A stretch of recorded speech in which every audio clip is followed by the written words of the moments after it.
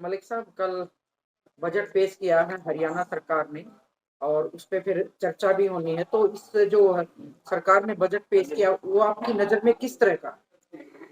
देखो, सरकार ने टैक्स फ्री बजट के नाम पर जो है हरियाणा वासियों से बहुत बड़ा धोखा किया है। इस बजट में कोई ऐसा प्रोजेक्ट नहीं है जिससे हरियाणा के लोगों को फायदा हो। आज जो बजट में जो हरियाणा को समस्याएं हैं, जो बेरोजगारी का मुद्दा है, उसको खत्म करने के लिए, युवाओं को रोजगार देने के लिए कोई प्रोग्राम इस बजट में नहीं है। सबसे जरूरी मुद्दा युवाओं के रोजगार देने का है, जो इस बजट में कोई ऐसी लाइन नहीं दी गई जिससे ये प्रदेश के युवाओं को नौकरी मिल सके, काम मिल सके।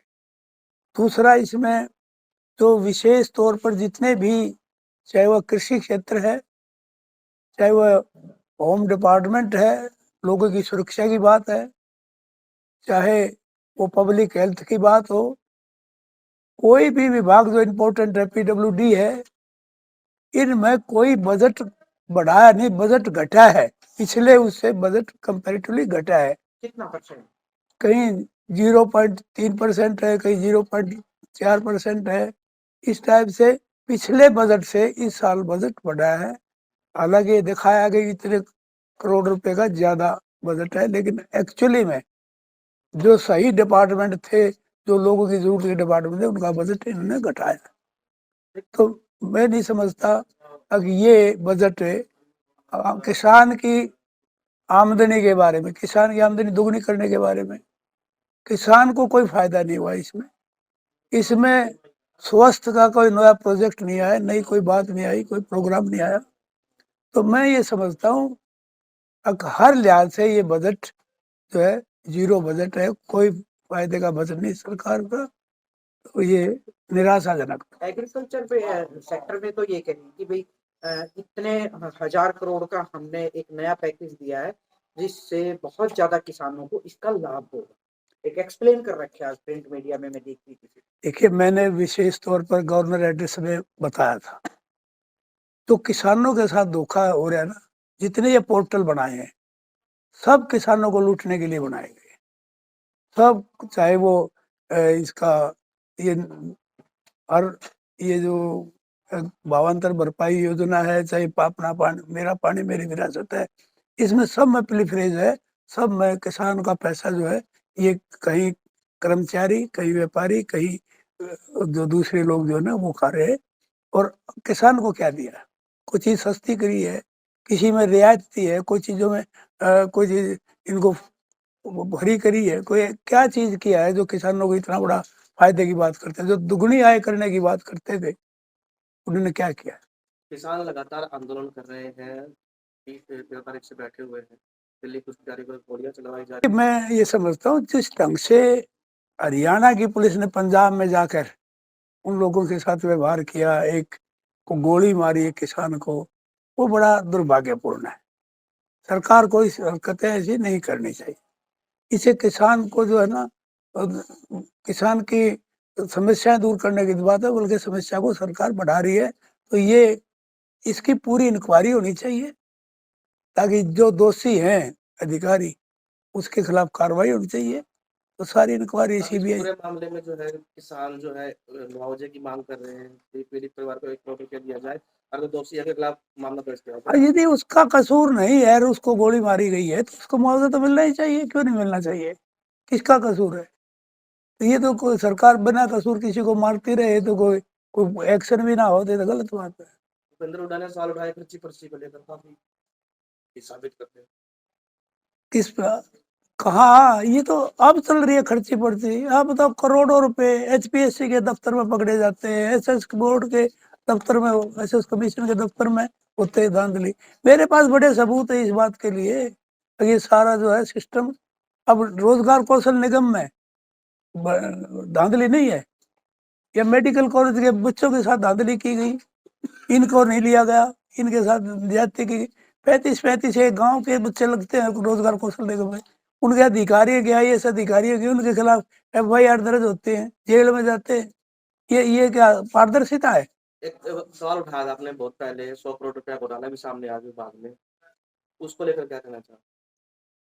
सौदे ये तो बहुत ज्यादा है, और लोग कई कई डिस्ट्रिक्टों में अंदर भी गए, और उसमें भी 56 के करीब जो है ना नौकरियां दी गई हैं। खर्चे पर्चे की बात करते हैं ना, ये 56 नौकरी उस विभाग में दी गई है, और जहाँ घोटाला हुआ कैथल डिस्ट्रिक्ट में, और सारी गलत दी गई है, मतलब सारी तो नहीं, काफी जो है मेरिट को तोड़कर वैसे दी गई है। ये पर्चे खर्चे का मामला नहीं था, और क्या है, हर चीज में पर्चे खर्चे है इनकी तो। ये सिर्फ दिखावा कुछ करते हैं, असलियत कुछ होती है। ये तो वो आदमी है, अब घोटाले घोटाले के खिलाफ, हम भ्रष्टाचार के खिलाफ है।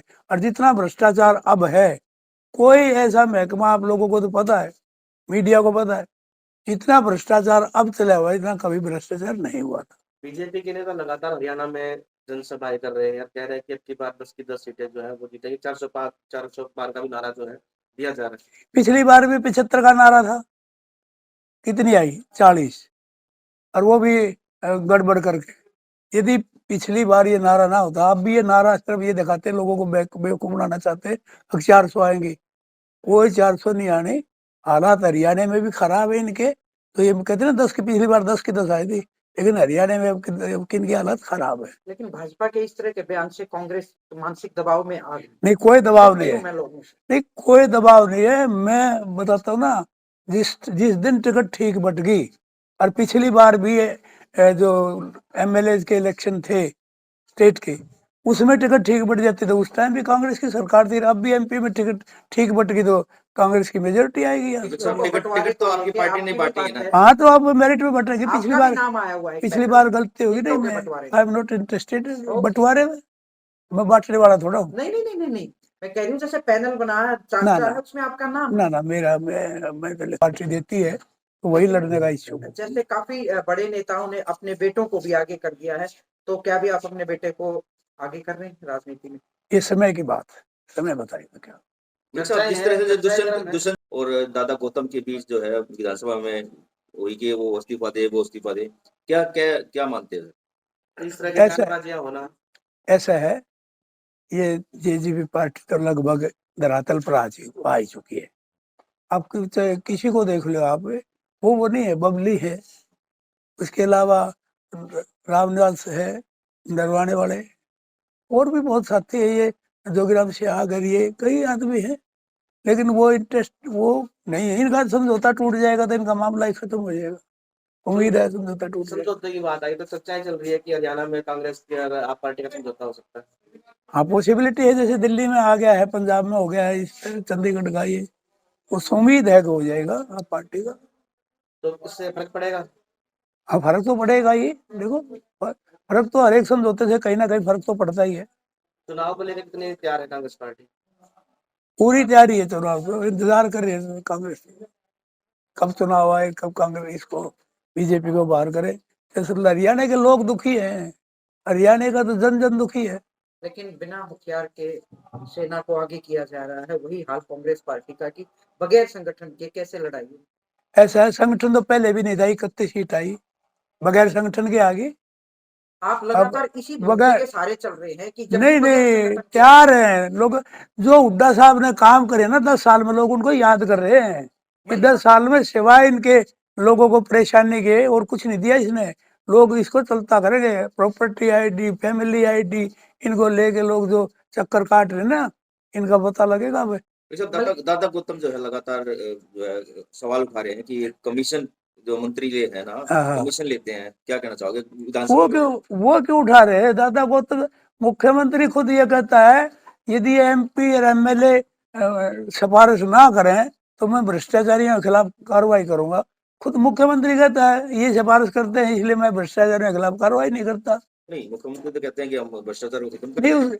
उनका उसका बयान है मुख्यमंत्री, मैंने विधानसभा में बताया है, उसका रिबट्टल नहीं दिया, उसको खंडन नहीं किया उसका बयान का। और इनके तो सारे, आप इनके गौतम है, बबली ने क्या कहा था, जितना भ्रष्टाचार इसमें इतना कहीं नहीं। कितने रणधीर कापड़ी वास्ता, आकर्षण मिड्डा है, कितने लोग हैं जो एमएलए ये कहते हैं कि यहाँ भ्रष्टाचार ही भ्रष्टाचार इस पार्टी में। ठीक है।